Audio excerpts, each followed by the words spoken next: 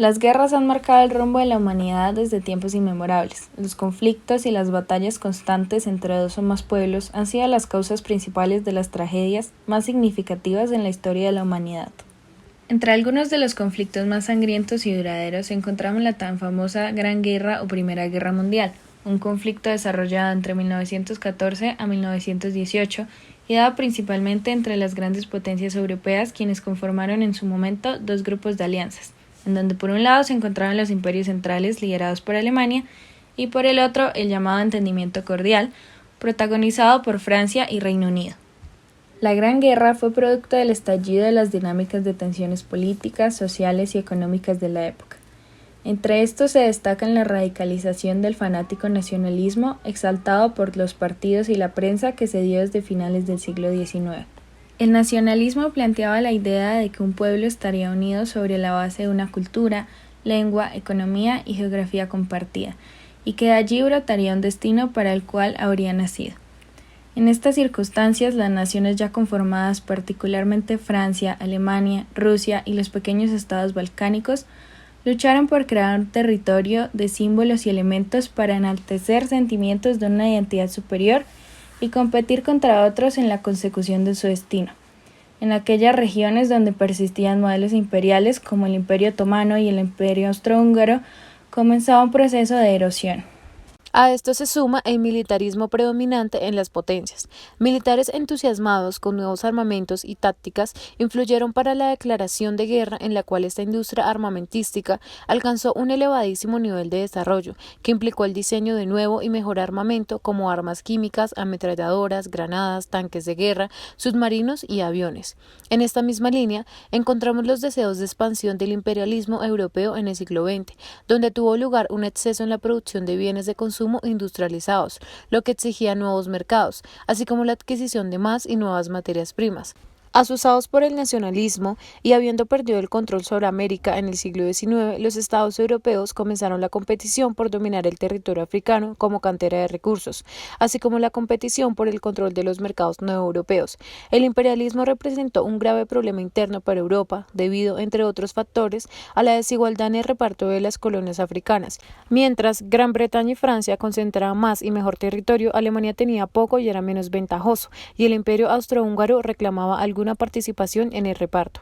También se le puede atribuir el estallido de la guerra a las tensiones geopolíticas en Europa, donde las naciones luchaban entre sí para extender sus zonas de control y demostrar su poder. Así, se abrieron una serie de conflictos dentro de la región que exacerbaron las tensiones. Entre estos podemos mencionar el conflicto franco-alemán desde la guerra franco-prusiana que tuvo lugar en el siglo XIX, o en el conflicto anglo-alemán, donde Alemania rivalizaba por el control del mercado con Gran Bretaña, que lo dominaba.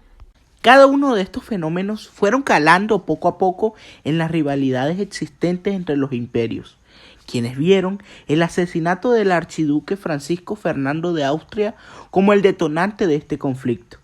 Este hecho se produjo el 28 de junio de 1914 en la ciudad de Sarajevo. Como consecuencia inmediata, el emperador austrohúngaro Francisco José I decide declarar la guerra en contra de Serbia un mes después. La alianza franco-rusa se levantó en defensa de Serbia y Gran Bretaña. Se alineó con ellos en tanto que Alemania se posicionó a favor del Imperio Austrohúngaro, dando así inicio a la Primera Guerra Mundial. Las dinámicas del conflicto derivaron en diversas fases, como la guerra de movimientos, planteada como una estrategia de Alemania de desplazamientos y enfrentamientos rápidos que resultó fracasando, y la guerra de trincheras que tuvo lugar a lo largo de varios kilómetros en el frente occidental, que llevó a que la guerra se estancara por un tiempo ante la dificultad de penetrar esas zanjas defensivas. Durante 1916 se desarrolló la guerra submarina entre las armadas británica y alemana. En 1917, Estados Unidos, país que había permanecido neutral, ingresa al conflicto tras el hundimiento por parte de Alemania de un barco donde se encontraban civiles norteamericanos y un intento del país europeo para incitar a México a una guerra fronteriza.